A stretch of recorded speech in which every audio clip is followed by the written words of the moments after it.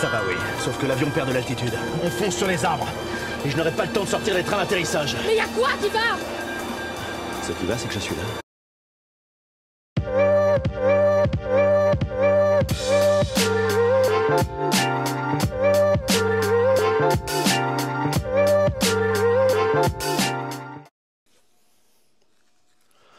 Et bonjour à tous et bienvenue sur la chaîne de l'Examen Crypto. Nous sommes le vendredi 13 juin 2025, il est 7h30. On va faire le point bien évidemment sur les news. On va regarder ce qui se passe du côté du Bitcoin. On va regarder aussi l'Ethereum.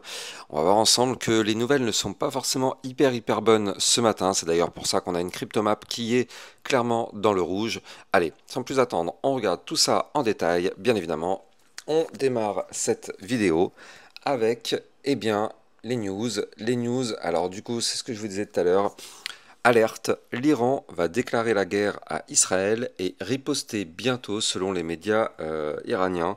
Donc effectivement, ça a eu un impact direct et instantané sur les marchés.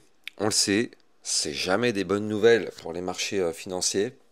Et donc du coup, forcément, les marchés traditionnels se sont mis à chuter par rapport à cette news et bien évidemment, par répercussion, regardez, on a un Nasdaq qui a retracé instantanément, on a un SP500, je ne sais plus où est-ce qu'il est, mon SP, voilà, il est juste là, on a un SP500 qui s'est mis à retracer lui aussi, bref, forcément, par répercussion, eh bien oui, le Bitcoin, lui aussi, se met à retracer, étant donné que les news ne sont pas bonnes et qu'on a retracé du côté de la finance traditionnelle. D'un côté, là, ça, c'est clair que c'est pas forcément une très bonne nouvelle, mais de l'autre côté, on a des news qui sont quand même plutôt bullish, mais tout de même, il faut bien sûr se dire que c'est cette nouvelle qu'on vient de voir là qui prime sur le reste.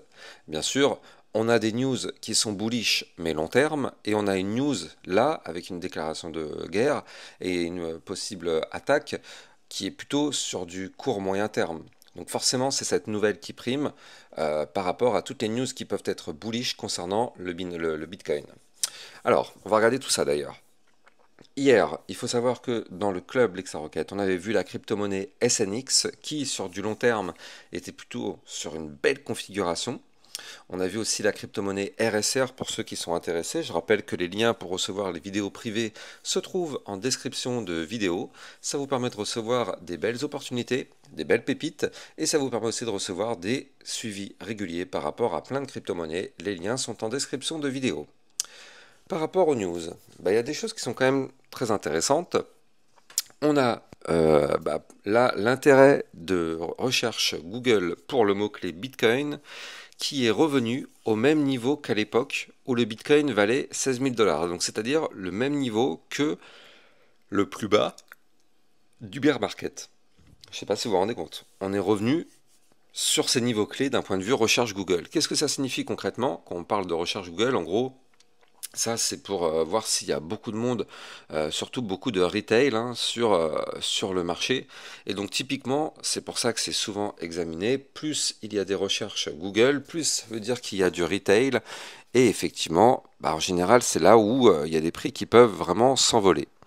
Là, actuellement, comme on le voit ici, le retail n'est clairement pas là. Là, on voit qu'on a un Bitcoin qui pump. Ces derniers temps, d'ailleurs, on a fait un nouvel ATH. On a été quasiment chercher les 112 000 $. Mais on voit surtout que c'est uniquement du côté des institutionnels que ça investit. Mais du côté du retail, ça bouge pas trop. Et c'est pour ça que cet indicateur, il est quand même vraiment très intéressant à surveiller. Ça nous donne cette information. Alors, d'autres news. Il y a eu ici donc Trump qui affirme avoir lancé la réserve stratégique de Bitcoin et promet des règles claires et simples pour assurer la domination des États-Unis sur le Bitcoin et les cryptos. Crypto détente qui nous pousse que Chainlink, Kinexys, JP Morgan et Ondo Finance réussissent le premier règlement cross-chain entre un réseau de paiement privé et une blockchain publique d'actifs réels, donc les RWA. Donc ça, c'est quand même plutôt aussi une très bonne nouvelle, hein, ça fonctionne bien, et c'est plutôt une bonne nouvelle pour l'écosystème. Trump déclare que l'accord avec la Chine est, entre guillemets, excellent, ce sont ses mots, donc il est très content de son accord. Alors on n'a pas encore tout le fin mot de cette histoire, on ne connaît pas encore tous les détails de cet accord, mais je pense que ça va très sûrement tomber dans les prochains jours. Il va falloir surveiller tout ça. Ant International, donc qui est le propriétaire d'Alipay, va demander des licences pour stablecoin à Hong Kong et Singapour, alors que pour les nouvelles régulations, alors que des nouvelles régulations entrent en vigueur au mois d'août. Donc on va voir ce que ça va donner, mais Alipay c'est quand même aussi un très gros acteur, hein, il faut quand même le noter, donc ouais, faut surveiller ça. BlackRock qui vise les 50 milliards de dollars d'actifs crypto sous gestion d'ici 2030 avec l'ambition de devenir le plus grand gestionnaire d'actifs crypto au monde. Je ne sais pas si vous vous rendez compte, hein, 50 milliards de dollars, c'est des sommes tellement colossales.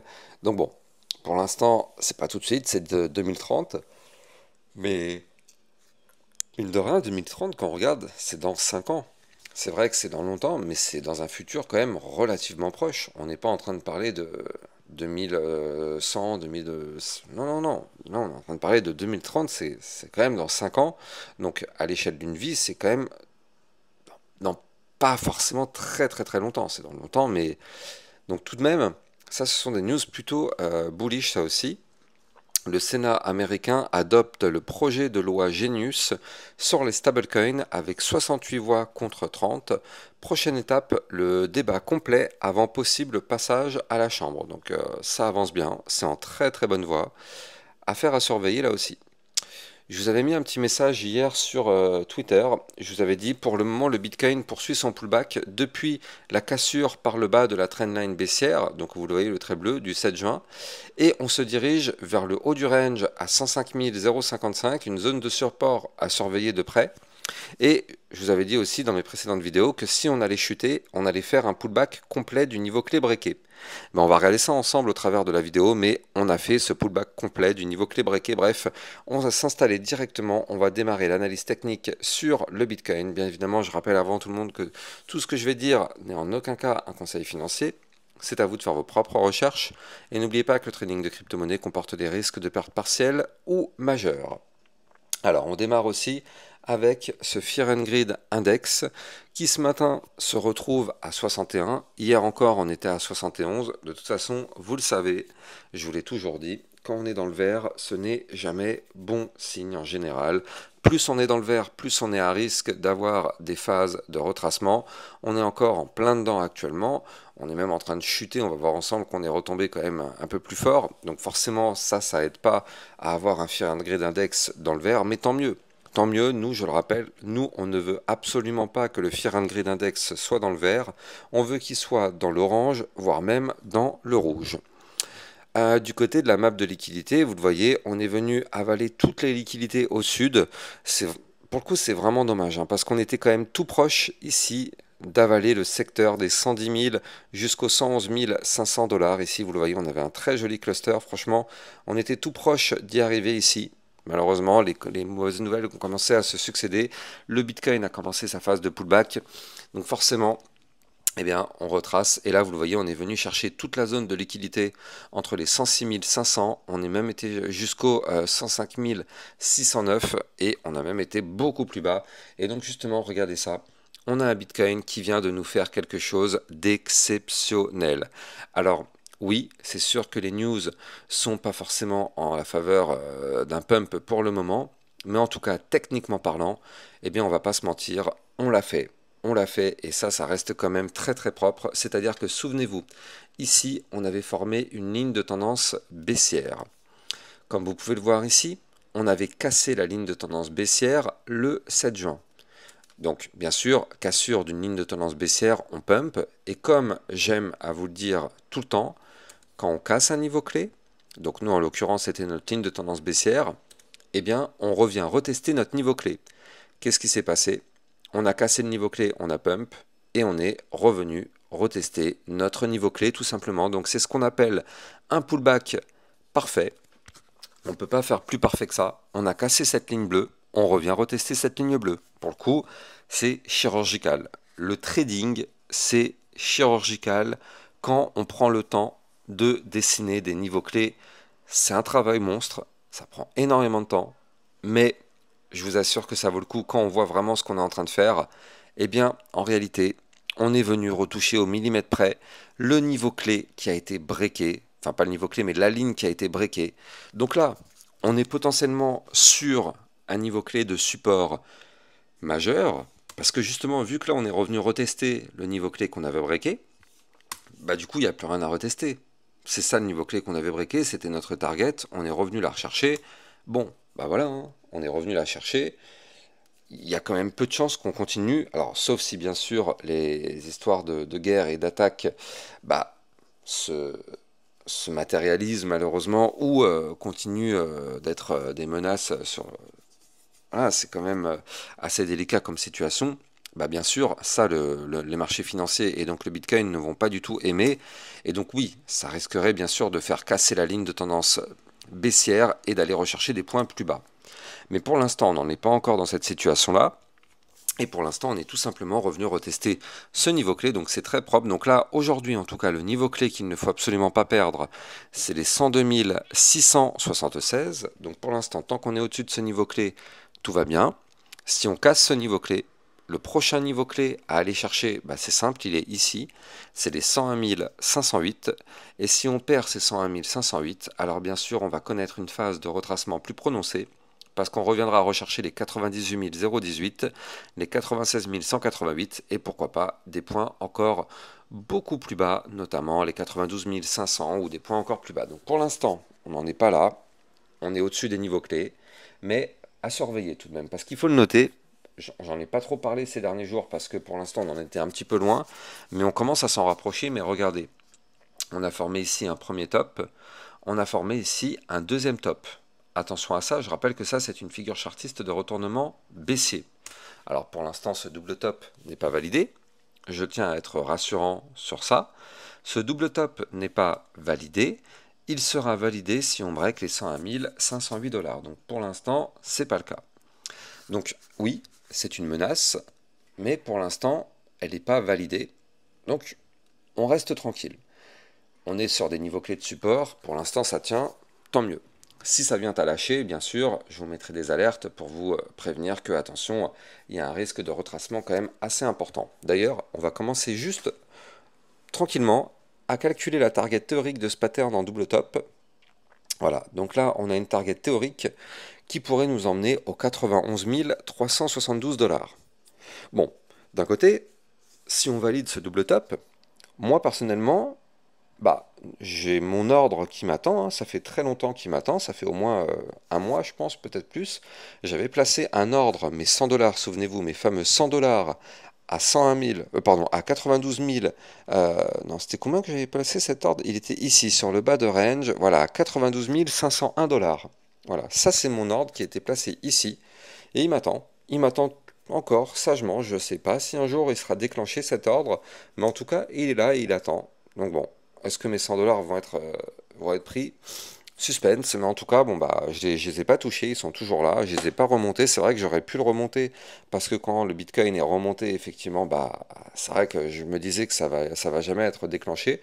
Mais là, du coup, attention avec ce double top, c'est vrai que ça pourrait être déclenché. Donc à surveiller. Bref, en tout cas du côté du Bitcoin, pour l'instant, la situation n'est pas dramatique. En tout cas, moyen terme et long terme, je rappelle que pour l'instant, long terme, on reste toujours bullish. On reste toujours au-dessus du haut du range, même si on commence à le travailler, attention. D'un point de vue long terme, il faut impérativement rester au-dessus des 104 530 $. Allez, on va en profiter pour jeter un coup d'œil eh bien, du côté de notre Ethereum. Regardez ça, l'Ethereum qui est ici. Alors, je vais aller chercher l'Ethereum. Tac. Et donc du coup, du côté de l'Ethereum, on va voir ensemble que c'est chirurgical ce qui s'est passé. Souvenez-vous, on est dans un range. Donc je vous avais donné les niveaux clés de ce range conçu depuis maintenant plusieurs semaines. Souvenez-vous, je vous avais dit qu'on avait un bas de range qui était ici à 2440 $. Je vous avais dit qu'on avait un haut de range ici à 2738 $. Qu'est-ce qui s'est passé? Ici, vous le voyez, on avait tenté de casser le range par le bas, mais on l'a réintégré directement après. Quand on réintègre, je vous avais parlé de la métaphore de l'élastique qu'on tire par le bas et qu'on lâche, ça pète par le haut, c'est ce qui s'est passé, vous le voyez, on a pété par le haut. Là derrière, on a un Bitcoin qui s'est mis à retracer depuis 3-4 jours, donc forcément l'Ethereum lui aussi se met à retracer. Et regardez, l'Ethereum il a réintégré son range en venant du haut, et qu'est-ce qu'il a été chercher? regardez comment c'est chirurgical. L'Ethereum est tout simplement revenu retester son bas de range. Donc il est revenu retester le 2440 $. Et comme on peut le voir ici, eh bien ça tient. On est revenu rechercher le bas du range. C'était le niveau clé à rechercher en cas de réintégration du range par le haut. Vous pouvez acheter n'importe quel livre de trading. C'est la première chose qu'on vous dira quand vous verrez une réintégration par le haut. Eh bien, on vous dit que la target théorique, c'est le bas du range. Eh bien, nous, c'est exactement ce qu'on a fait. On est vraiment très très propre du côté de l'Ethereum. Alors bien sûr, c'est dommage. On aurait pu avoir une belle explosion, on va pas se mentir. Là, quand on avait cassé ces bandes de Bollinger, c'était vraiment encourageant. C'était quand même une très très grosse initiative du côté de l'Ethereum. Et on pouvait vraiment s'orienter vers les 3000 $. Bon, bah après, vous le savez, hein, la macroéconomie, elle est quand même bien plus importante que tout le reste. On peut très bien avoir une configuration qui est hyper puissante et dès le lendemain, elle se retrouve explosée et elle se retrouve dans une configuration hyper négative. C'est ce qui fait la joie de la crypto-monnaie. Je rappelle qu'on est dans la crypto pour la volatilité. C'est pour le meilleur et pour le pire. Donc, quand on a, je le rappelle, des configurations haussières, il faut bien sûr se dire qu'en crypto-monnaie, du jour au lendemain, vraiment, c'est pas une métaphore, c'est vraiment du jour au lendemain, on peut passer d'une configuration incroyable à une configuration dégueulasse. C'est les joies de la crypto-monnaie. Soit on est prêt pour accepter ça, soit on n'est pas prêt et malheureusement, on n'a rien à faire en crypto-monnaie. En tout cas, si vous voulez trader ces crypto-monnaies, parce que là, du coup, grâce à cette chute, ça permet d'avoir quand même des niveaux clés d'entrée intéressants. Si vous voulez trader, vous pouvez utiliser mon lien de parrainage Binance que vous avez en description de vidéo. Ça vous permet d'obtenir un bonus de 10% à vie sur vos frais de trading. Et surtout, ça vous permet de trader sur une plateforme enregistrée PSAN auprès de l'AMF. N'hésitez pas, le lien est en description de vidéo. Donc là, du côté de l'Ethereum, effectivement, on va voir si ce bas de range arrive à tenir. Alors, bien sûr, ce bas de range, ça peut être apparenté comme un bottom, bien évidemment, parce que c'est une zone clé qu'il ne faut absolument pas perdre, mais c'est un support bas de range. Donc bon, est-ce que cette zone va tenir et l'Ethereum va rebondir sur ce bas du range pour de nouveau aller rechercher le haut du range? C'est toute la question. Il faut quand même noter que du côté du RSI, ah oui, on est quand même retombé pas mal. Regardez, il y a encore quelques jours, on était ici à 67 et on se retrouve actuellement à 48. On a eu quand même un beau retracement du côté du RSI. C'est pas plus mal. Regardez, l'Ethereum, je rappelle qu'il fait des points hauts de plus en plus hauts et pour l'instant des points bas de plus en plus hauts. Donc pour l'instant, ça va. Du côté de l'Ethereum, on est vraiment dans une situation pas trop dégueulasse. C'est plutôt pas mal. Mais d'autres crypto-monnaies n'ont peut-être pas forcément cette chance. En tout cas, je vous ferai des points dans les vidéos privées juste après, justement, par rapport à plein d'autres crypto-monnaies. Bref, on verra tout ça, vous avez le lien en description de vidéo. N'oubliez pas de liker, commenter, partager au maximum si vous avez kiffé cette vidéo. Vous le savez, ça participe au référencement de ma chaîne YouTube. Et surtout, abonnez-vous et activez la petite cloche pour recevoir tous les jours 1, 2 à 3 vidéos concernant le Bitcoin et les altcoins. A plus tard, ciao ciao. Bitcoin, Ethereum, you know the drill. Lost it all but came back with the skill. I lost it all but now I'm back. Crypto millionaire, that's a fact.